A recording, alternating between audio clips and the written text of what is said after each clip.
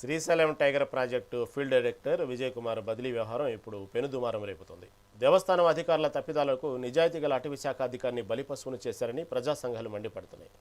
ఎన్టీసీపీ నిబంధనల ప్రకారం పులుల గణన చేపట్టినందుకు పాదయాత్ర భక్తులను సాకుగా చూపి ఆయనపై బదిలీ వేటు వేయడం అన్యాయమని మాల మహానాడు నేతలు ఆరోపిస్తున్నారు.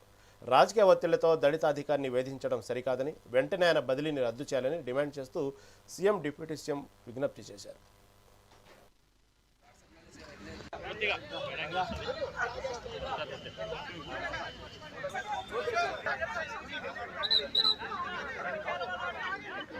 మరి భక్తులను కాలినడక యాత్రలో కొంత టైం నిలిపివేయడం జరిగింది యాత్రికులను. అయితే దానికి బాధ్యుడిగా చేసి మరి విజయ్ కుమార్ సార్ను బదిలీ చేయడం అనేది మేము తీవ్రంగా ఖండిస్తున్నాము.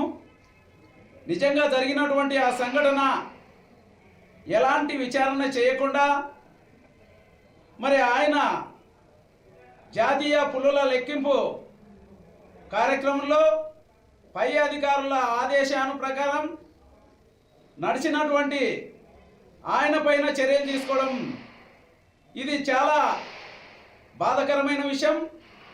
మరి ఆయన ఎక్కడ పనిచేసినా చాలా నిజాయితీగా మరి సిన్సియర్గా సీరియస్గా పనిచేసే వ్యక్తి. తన కింద ఉద్యోగులను వాళ్ళ సంక్షేమాన్ని వాళ్ళ ఇబ్బందులు అన్నింటిని కూడా ఆయన చూసేవాడు.